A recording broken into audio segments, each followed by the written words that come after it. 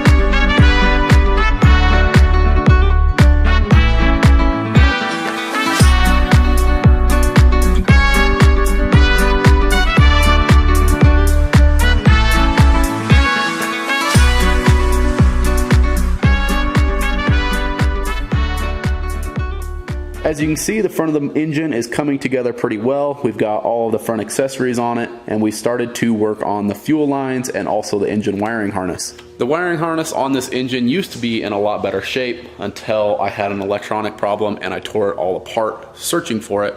Once I fixed the wire that I was having an issue with, I never got back around to making the engine harness look good again.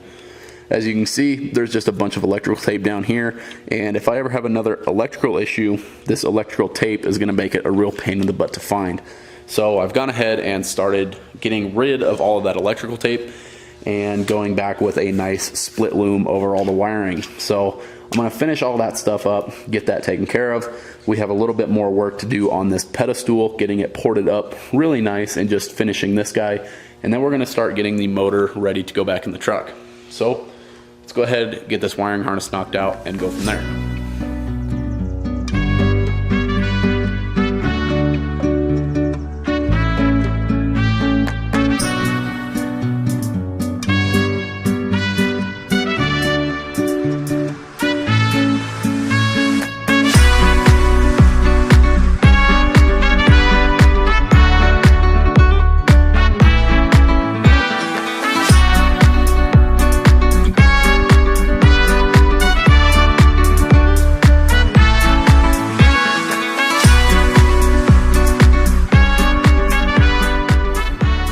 Now that we have the wiring harness buttoned up and looking a ton better, we can move on to the next step. And that is working on this turbo pedestal a little bit more. So in the last video, you guys saw that we had fixed this to accept a T4 turbo, and we did a little bit of porting on it, but today I want to clean this up some more, get a little bit more flow out of these guys, and just get those looking a lot better overall. Another thing we need to do is fix one of these helicoils that they put in the threads. because somebody did this and totally messed it all up. So we're gonna clean that up, clean up these ports, and then hopefully we can get that turbo bolted onto this thing for the last time.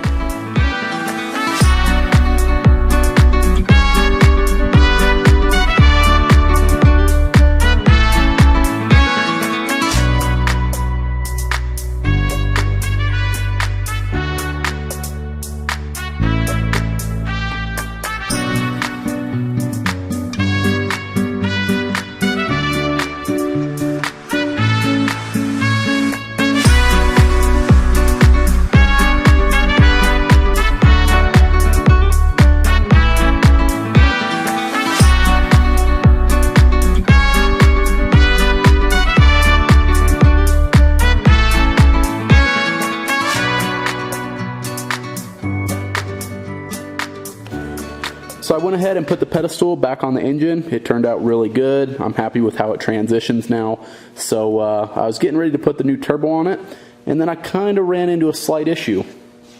But the issue I ran into is actually with my up pipe. So this is a factory LB7 up pipe, and as you can see, this is mine that cracked right in the bellow. What this guy does is it goes down here on the manifold and goes up to the pedestal and feeds it exhaust gases. So since mine's cracked, I was going to replace it with this guy here. This is off of a LMM truck, which is like a 2008 to 10. And from factory, they have this little provision here that goes up to an elbow and then to your EGR cooler. I cut them off, weld this nice plate over them, and they're good to go.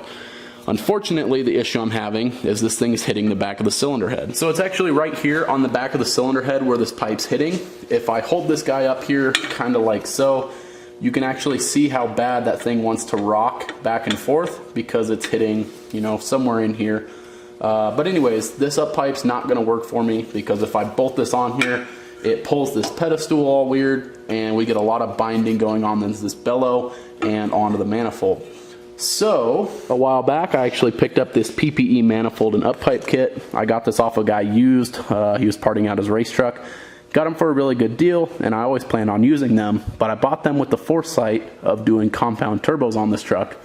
Unfortunately, to use them right now with a single turbo, I can already see I'm gonna have tons of interference issues with that up pipe coming here, and then the down pipe comes right here on the side of the motor behind it. So we're gonna put them on, see how much interference I have with the down pipe, and if I have to build a new one or get that thing cherry red and beat the living hell out of it, I guess that's what we're gonna do. So let's go ahead, get these old manifolds off, and get these bad biatches on there.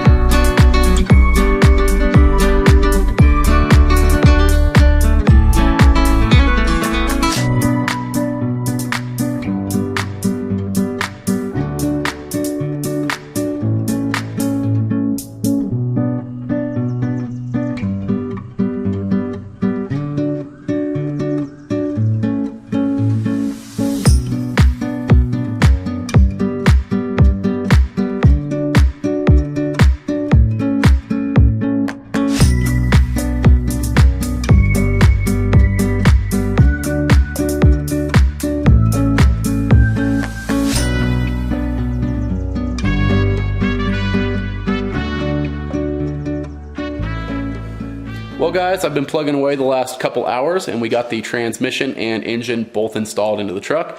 Everything went super smooth. We had plenty of room for the exhaust downpipe to fit behind the firewall back there, and that turned out really good. But then I came to my next major roadblock. As I picked up the transfer case to get it installed in the truck, I noticed some noises that, well, quite frankly, shouldn't be coming from a transfer case. So we need to tear this thing apart, see what the heck broke in there, and then get it fixed. We're gonna jump onto that right now.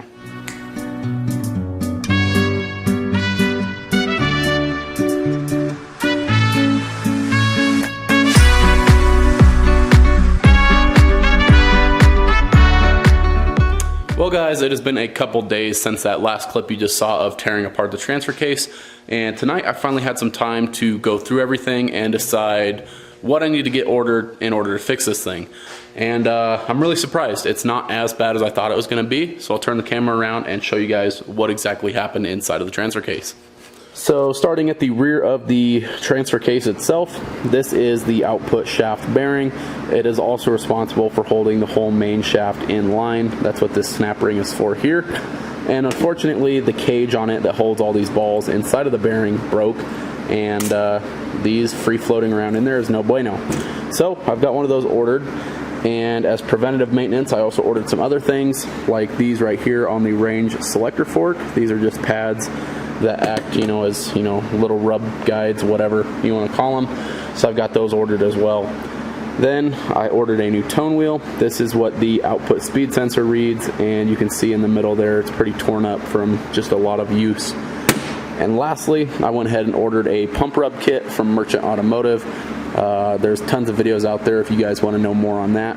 But long story short, these pumps chatter inside of the case, and they will actually end up cutting a hole through the case itself. So along with the pump rub kit, I also went ahead and ordered a new rear case, because this one is already pretty chewed up from that pump itself. So I don't know how well you'll be able to see it, but right there in that corner, that thing should be completely flat all the way down like it is on the top side there. But you can see the big groove that's been cut into it by that pump wobbling around. So I went ahead and just ordered a complete new one of these as well. Well guys, I apologize for the background noise. That is the furnace. It is going ham because it is winter time here in Colorado. It's like 20 degrees outside. But regardless, I'm gonna film this outro for you. It is currently 1:44 in the morning, and I'm tired and ready to go to bed. But that's what you get for running your own business. You gotta work on all your junk after hours, which is usually way late at night. As far as the truck goes, I got it pretty much back together. Right now I'm just test fitting some of the new front end parts. The old grill was like completely trashed, so I picked this gem up on Amazon for like 85 bucks delivered, and I'm pretty happy with it. The only thing I don't like is how it fits around the marker lights. As you can see, there's a big gap up there and a big gap down here, but I can't really complain. I don't think that's the grill's fault. Old Butch here has been in like 3 front end collisions and not lived a very easy life. But who really cares how the dang thing looks? What really matters is how it performs. So let's go ahead and pop the hood, and I will show you guys what I've been working on under there. As you can see, the engine bay is pretty much ready to go. All I have left to do is put the intake back on the turbo and finish up a tiny bit of wiring, but everything else is done. I got all my new fuel lines ran for the twin CP3 kit. I got the Turbo Smart blow-off valve hooked back up, all the intercooler piping, and everything else is ready to go. So once we get the intake back on it, finish up that wiring, and get the parts in for the transfer case, then this thing will be ready to go. With that being said, I hope you guys enjoyed the video, and if you did, make sure to give it a thumbs up. Also, leave a comment down below. I enjoy reading those things, even though some of you guys are idiots, no offense. I shouldn't put that in the video. Nah, you know what? Some of you guys deserve it. Reading some of the comments on the last video, my goodness. But anyways, if you guys enjoyed the video, give it a thumbs up, and make sure you are subscribed to check out any further updates on this truck, as well as some cool projects I have coming this winter. Not really truck related, but some interesting projects nevertheless. So yeah, thank you guys for watching, and we will see you in the next one. Peace.